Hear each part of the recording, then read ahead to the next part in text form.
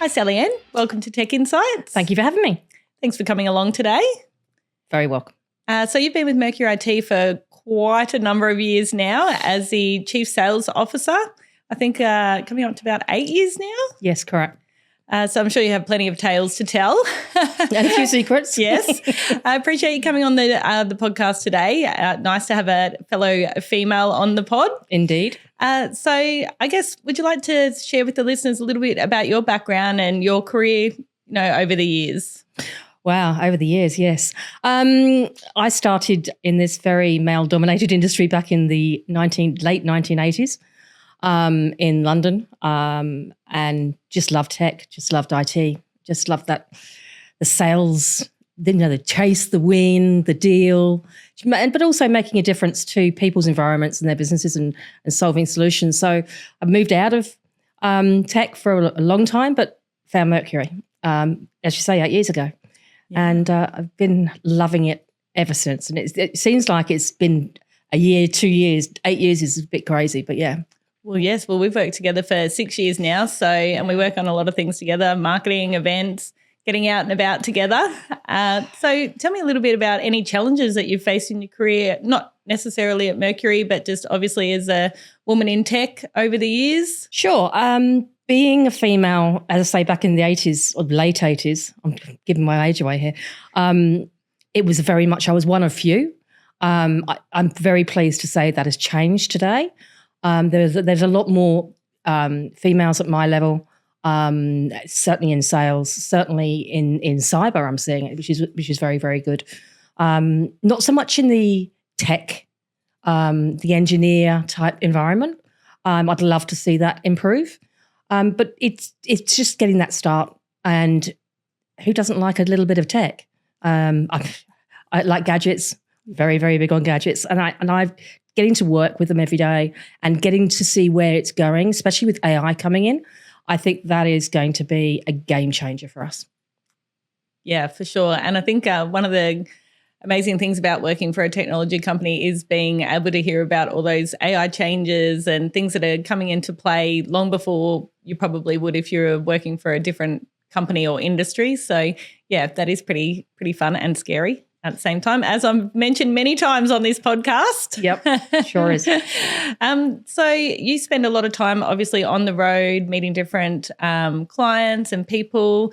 I know we've spoken many times about how you do love to, get the right solution for clients. Can you explain a little bit to the listeners about managed services and how they kind of differ from like your normal IT team? Look, we're a managed service and security partner, so we're an MSSP, so that makes us a little bit different in the market today. We have a siloed, separate cyber division that Chris, who you guys in the podcast would have met before, heads up. And what's really interesting is just watching this space and how it's playing out.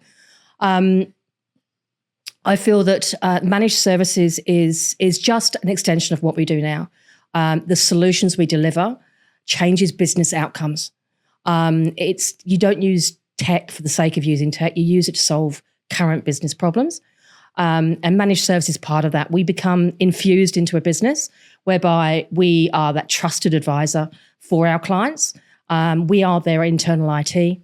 And it's a responsibility we take very seriously. And I'm proud of the services that we deliver.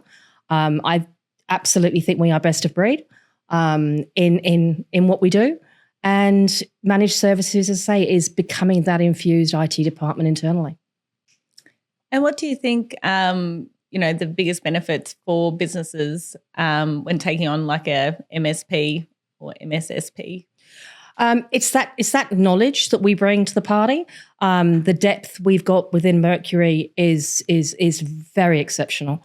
We do have best of breed advisors that can tell our business where they need to be going, build out that roadmap and really bring that strategy piece to a business. And as I say, let businesses leverage IT to solve their problems in an agile, scalable fashion. And I think that is a huge thing too, is that having just so much experience within the company. You would never get that if you had just an IT team of, 2, 3, 4 people. You just wouldn't have that scope at all. So I can definitely see how that would be a benefit for sure. And for someone that's either looking at getting a managed service provider or changing managed service providers, how would you go about that? Well, it's very simple. I mean, it's a question of just changing some access and some passwords and onboarding in a seamless fashion. Some people say it's hard to do. That's not my experience at all. It's relatively quick and simple. We've done it in a day, whereby the relationship is broken down with let's say they're the outgoing provider and we're coming in.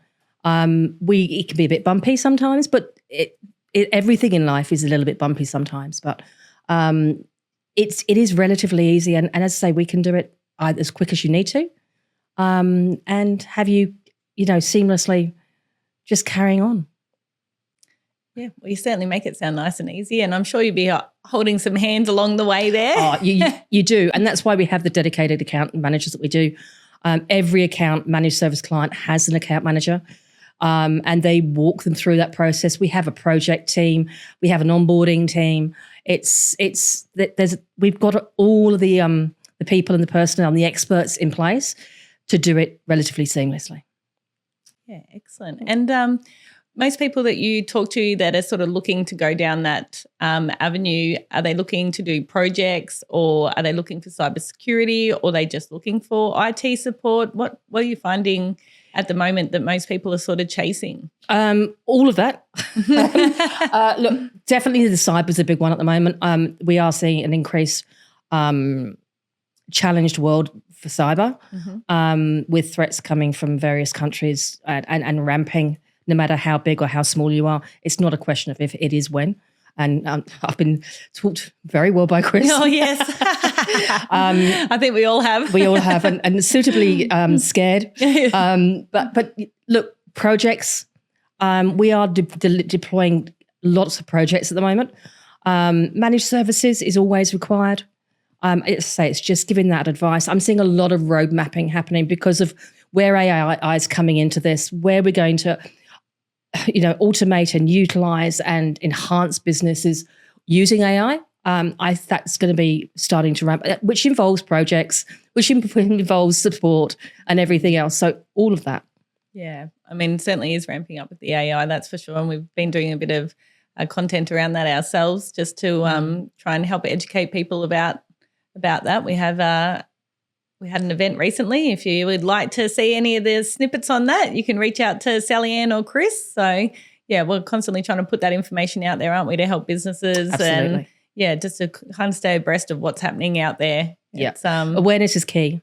Definitely. If someone was to engage a managed service provider, such as Mercury, is it easy enough to scale? Like if, they start out as kind of a smaller business and then ramp right up? Yeah, I mean, we've had clients that have been with us for years and they've now got even embedded technicians. So we actually provide staff on site at the client's site for constant support. We do that for a number of clients currently. So we can scale. We're very agile as a business and we're really proud of that. And it's something we really protect because of the fact that we can ramp, we do scale. And support and go with our clients is on their journey and on our journey, just as that internal IT department. So we can turn it on as fast or turn it off as fast. It's very, very scalable and very agile. And I mean, you don't have to name names. However, any clients that kind of stick out in your mind that came to you and were a little bit disillusioned about their IT, and you're able to sort of help them get on their way? There's quite a few actually. There's some that I'm actually very proud of. I mean, in Yatlo is scaling rapidly, both in Fiji and in Australia. They're a very big one. We've got a very large veterinary company that we work with that have done exactly that and are continuing on that path and that growth. They've gone from like 20 people now to about 600. So we've supported them all the way through that journey. So all through those acquisitions and integrating the systems, that's always a challenge because you inherit sometimes notoriously bad IT, and you need to get it to a place where the actual, the head company is actually happy with from a security point of view, but also a company compliance point of view and policy and governance point of view as well. So we've done a lot of that type of work as well. I think one of AJ's major projects was we had to launch 90 dentists in 90 days. Oh, my goodness. And we actually did it. So we broke a few people, don't get me wrong, but we patched them all back together now, and they're still here and they're still loving working for Mercury. And it's just so many of those that I can talk about. I think you don't mind the challenge, do you? I don't mind a challenge. I don't mind. And you definitely don't not like to be told no. So no, it's not my favourite word in the world. No. And is there anything else that you would share with the listeners about, getting IT happening for them or their cybersecurity journey? I think especially when choosing your managed service provider, go with your gut. Your gut is a really good gauge of who you can trust, because you've got to be able to trust your IT partner. Because they, it is the keys to your kingdom. Everything's about data these days, and getting access to data and securing it, and making sure that it's constantly available to you, and that you have that peace of mind is probably the most critical thing when choosing a partner. Look at the longevity, look at their staffing turnover, and things like that is really, really key. We believe in family first in Mercury. We like to be an employee of choice, and I believe we are. I've been here 8 years, and as I say, it seems like 2, because time has definitely gone fast. That's for sure. It has gone very, very fast, and you've got to you spend so much time at work. You've got to like the people you work with.